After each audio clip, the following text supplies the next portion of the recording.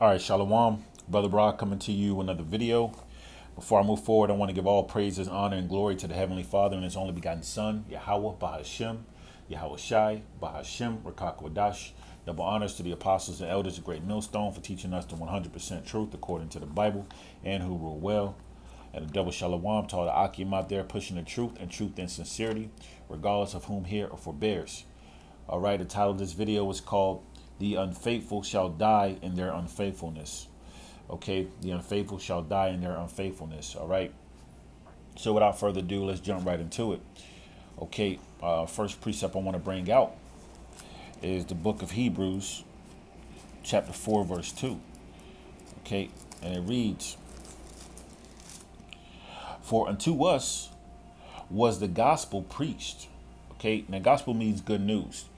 And the gospel is being preached across the four corners of the earth, okay? Because Israel is scattered across the four corners of the earth, all right? And it's you so-called Negroes, Latinos, and Native Americans. So this word is going forth by way of YouTube, all right, by way of the servants and prophets going out there on the highways and byways. And there's a camp major in just about every major city across the four corners of the earth. And again, on YouTube, on the internet. So the gospel is being preached.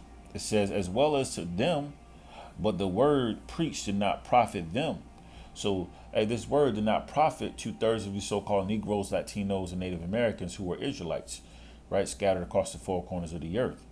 Okay, and let's see why. It says, but the word preached did not profit them. So it didn't benefit them, not being mixed with faith in them that heard it. So this word needs to be mixed with faith. Okay, now what is faith? All right, the book of Hebrews chapter 11, verse 1. Now faith is the substance of things hoped for, the evidence of things not seen. Okay, now that's what faith is, believing in something you haven't seen yet. And so for the ones of our people, the 2/3, okay, they can't mix this gospel with faith. So it's not going to benefit them, which puts them in a category of unfaithfulness, man. Okay, they have no faith. And what does the scripture say? For by grace are ye saved by faith. So the way that we're going to be saved, Lord willing, we're part of the elect, is by faith. And so what happens to 2/3? Then they become unfaithful. Now, I'm going to jump over to 2nd Ezra chapter 15. All right, it says, behold, speak thou in the ears of my people. Okay, and this is commanded for the servants, the prophets, okay, the ones who have this truth, who have the spirit of faith being mixed with the gospel to go out and preach this word, man. Okay. So again, 2nd Ezra 15:1, it says, behold, meaning look, speak thou in the ears of my people. And who's the Lord's people? You so-called Negroes, Latinos, and Native Americans. So we're commanded to speak this gospel in the ears of you so-called Negroes, Latinos, Native Americans, the children of Israel.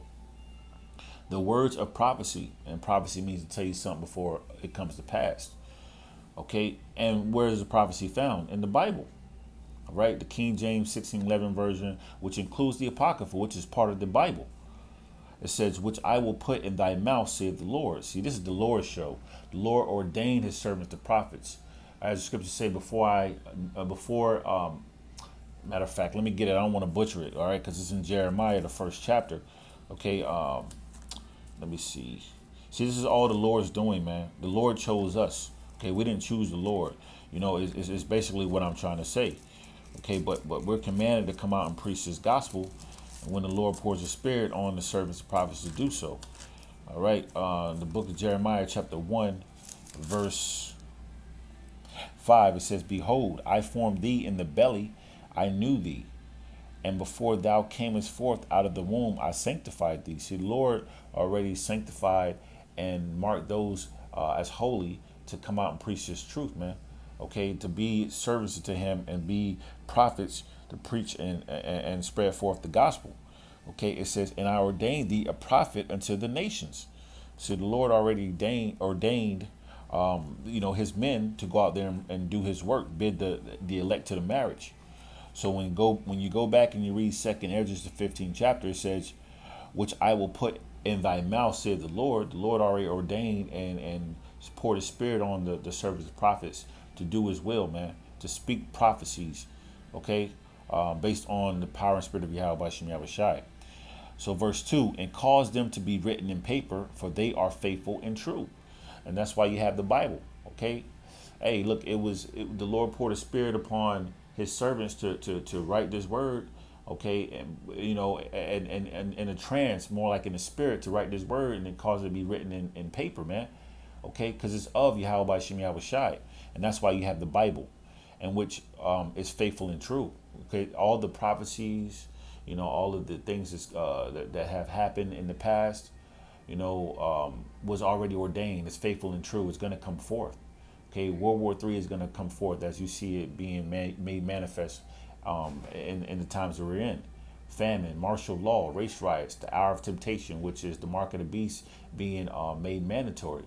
Okay, and then Lord Yahushai coming with an army of angels, okay, to save the elect and destroy this place called America.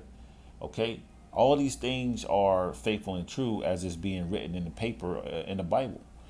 Okay, and I'm going to get to the point. The second Ezra, the 15th chapter, verse 3. Fear not the imaginations against thee. Let not the incredulity of them trouble thee.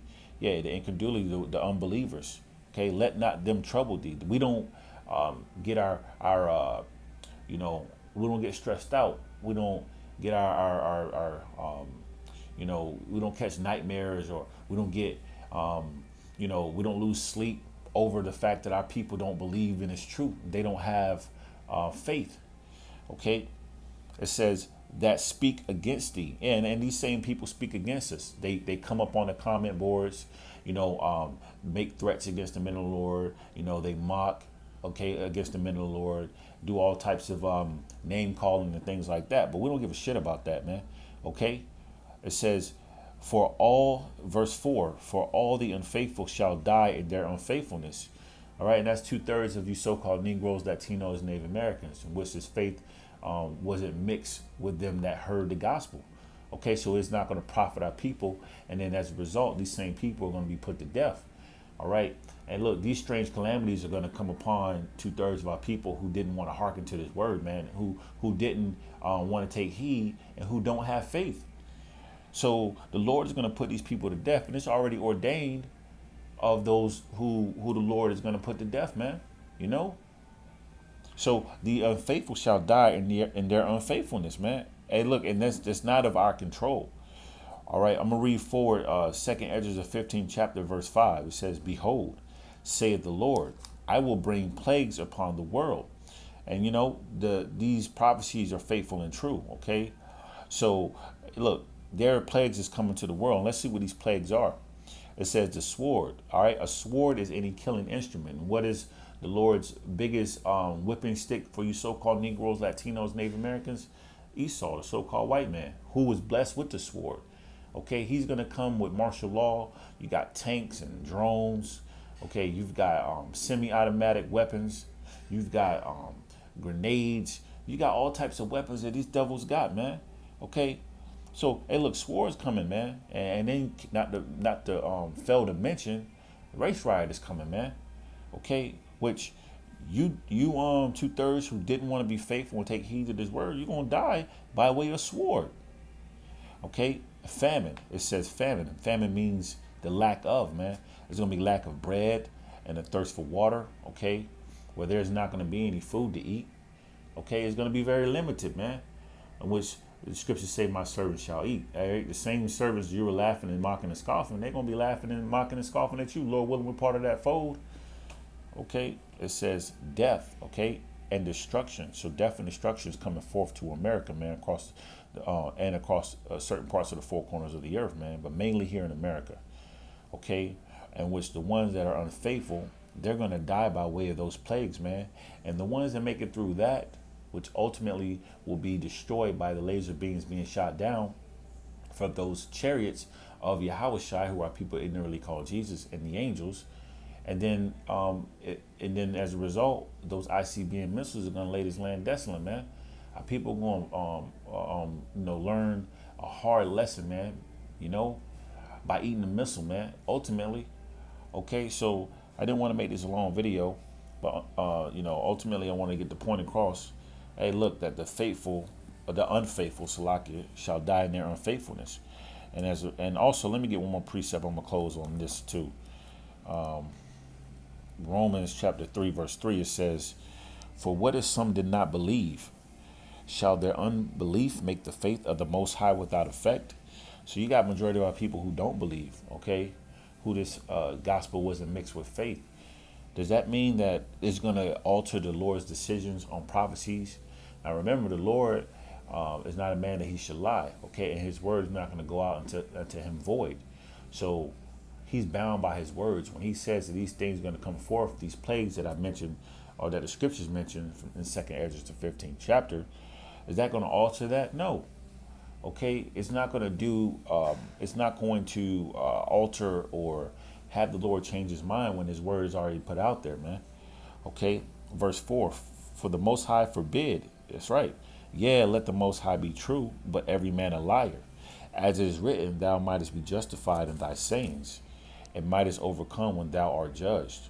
And we are being justified in the sayings of Yahweh Shem Yahushai, which these words are being caused to be written in paper, man. Okay, and we're bringing it out through the power and spirit of Yahweh Shem Yahushai, telling you that these things are coming forth, man, regardless if you believe or not, man.